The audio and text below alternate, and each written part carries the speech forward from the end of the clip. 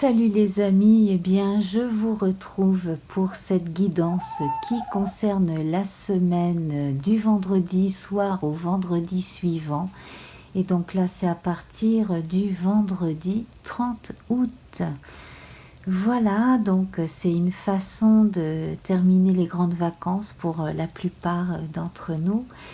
Et pourquoi pas de commencer celle de ceux qui partent en dehors des clous, hein, qui partent généralement en septembre quand c'est possible pour eux. Et en même temps, bon ben voilà, on va voir comment va se passer dans l'ensemble la semaine. Donc nous avons le petit Lenormand prophétique pour commencer. Ensuite nous avons le tarot de Mary Hanson Roberts, hein, qui est inspiré du Rider-Waite. Et puis nous terminerons avec une petite guidance d'Ève Corrigan avec l'oracle victorien. Voilà, alors j'ai,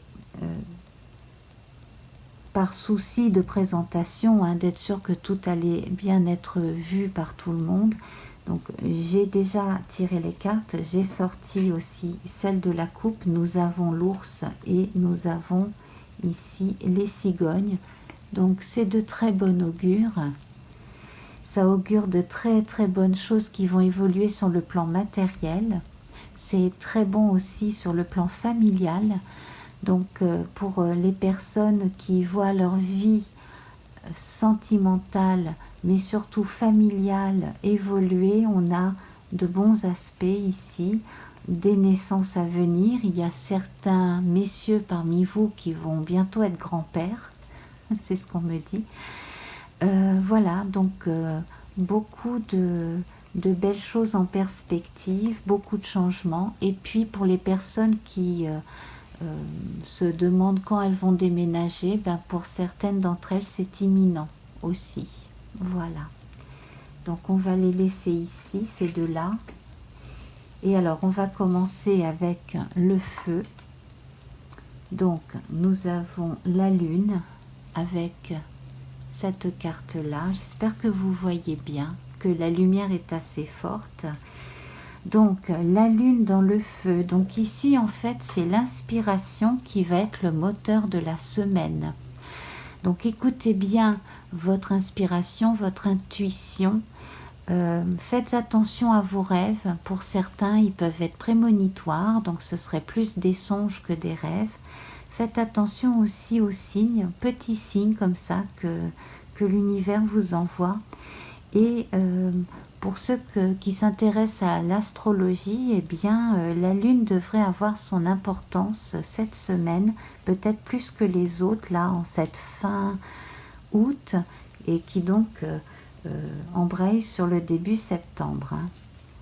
Ensuite, la terre avec le lys. Voilà, le lys. Le lys ici, eh bien le lys, c'est beaucoup de modération dans la sensualité, c'est aussi beaucoup de courage, beaucoup de ténacité, beaucoup de délicatesse. On a une protection aussi pour les plus jeunes de quelqu'un de plus venant de quelqu'un de plus expérimenté, de plus âgé. Hein. On a la possibilité d'une rencontre, pas forcément amoureuse, mais qui peut marquer quelqu'un sur un plan amical et sur le plan des idées aussi. Le feu, la terre, l'air. Au niveau des idées justement, donc on peut confronter certaines idées préconçues que l'on aurait au reste et revoir son jugement. Là ça concerne un peu tout le monde. On peut revoir son jugement, on peut mettre de l'eau dans son vin, on peut axer sa vision vers quelque chose qui peut permettre d'évoluer de façon plus harmonieuse avec les autres ou avec sa vision de la vie, être peut-être moins braqué, moins sectaire, peut-être laisser la lune faire son chemin aussi, attendre un jour ou deux avant de communiquer une décision que l'on a à dire. Par exemple, ça peut être dans la vie de tous les jours, une question de contrat de travail par exemple, ou alors simplement si vous voulez vous engager dans un achat important, prenez votre temps. Hein. Dans ce qui est de la communication au quotidien, vous savez à quoi vous en tenir par rapport aux personnes qui pourraient être jalouses de vous. Mais c'est surtout le rapport que vous avez en vous-même, avec l'honnêteté qui va être ici mis en exergue. Alors avec le balai, on sent le besoin de faire un grand nettoyage. Le balai va vous permettre aussi d'exclure de votre vie tout ce qui n'a plus besoin d'y être. Si vous avez eu des difficultés, si vous avez été trahi, si vous avez eu beaucoup de peine, eh bien tirez-en des leçons, toujours. Les apprentissages se font souvent aussi par des expériences pas toujours marrantes, hein, il faut bien le dire, mais ça fait partie des choses qui nous aident à grandir et à mûrir. Donc sur le plan amoureux ici, il y a certaines personnes qui devraient tourner les talons parce qu'on les a trahis, parce qu'on a préféré quelqu'un d'autre voilà, plutôt que vous. Par exemple, quelqu'un a hésité entre vous et quelqu'un d'autre et c'est l'autre personne qui l'a remporté. Eh bien, tournez des talons et puis allez voir ailleurs si l'herbe est plus verte. Mais à part cela, moi, ce que je ressens vraiment, c'est cette capacité que vous avez à rebondir parce que vous allez vous fier à votre instinct et vous allez pouvoir aussi, pour certains, éviter des embêtements. Alors, le corps, donc là, on a des prises de décision liées à la santé, liées au corps. On a l'évolution aussi, alors ça concerne les passages clés de la vie. Ça peut être l'adolescence, ça peut être le passage psychologique de la grande trentaine ou la quarantaine, on va dire, ou la cinquantaine. Physiologiquement, physiquement parlant, ça peut être le retour d'âge, hein, à partir de 50 ans. Voilà. Et puis donc, là, on a des changements et on a du coup le besoin de reprendre contact et pas un contrôle drastique, mais au moins contact avec son corps, de façon à être mieux dans sa peau. N'hésitez pas aussi à consulter peut-être pour simplement pour des histoires de sommeil et pourquoi pas avoir recours à des médecines douces ou à des sports doux comme le tai chi chuan, le yoga, des choses comme ça aussi pour aller bien, pour aller mieux, pour vous sentir vraiment entièrement vous. Alors, le mont, la montagne, le corps, l'esprit, l'âme. Alors, il y a peut-être des choses que vous avez eu du mal à concevoir, mais qui se présentent toujours devant vous. Alors, ça peut être des idées, ça peut être le besoin aussi de passer un cap au niveau de certaines idées toutes faites qu'on aurait voulu vous inculquer toute votre vie, puis qui ne vous correspondent pas. Voilà, c'est pas parce qu'on le dit que c'est forcément vrai. Voilà, c'est ce qu'on est en train de me dire, de vous dire. C'est pas parce qu'on vous le dit tout le temps que c'est forcément vrai.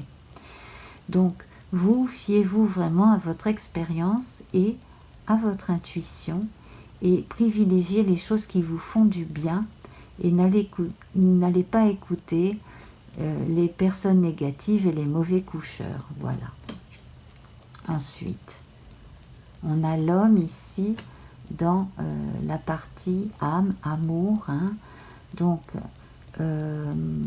moi, ce que je vois, c'est une concrétisation réelle sur le plan sentimental et familial pour les gens qui sont en train de faire évoluer dans le bon sens leur vie familiale, leur vie sentimentale, leur vie amoureuse, leur vie de couple.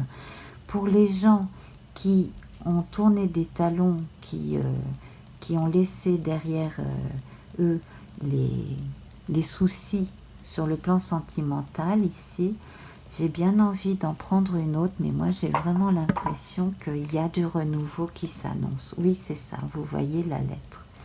Alors certaines personnes vont éventuellement rencontrer une nouvelle personne, peut-être par des moyens électroniques. D'autres gens vont rencontrer quelqu'un peut-être par les anciennes méthodes un peu à site de rencontre ou agence matrimoniale modernisée.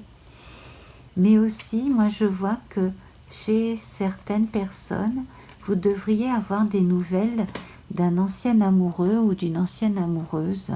Pourquoi pas? Voilà.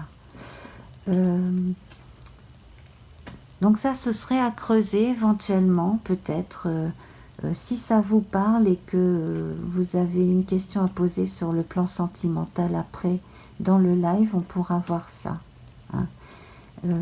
En tout cas, sur le plan familial, hein, j'insiste, hein, pour certaines personnes qui ont une vie de famille, de couple, etc., là, il y a de belles évolutions qui s'annoncent.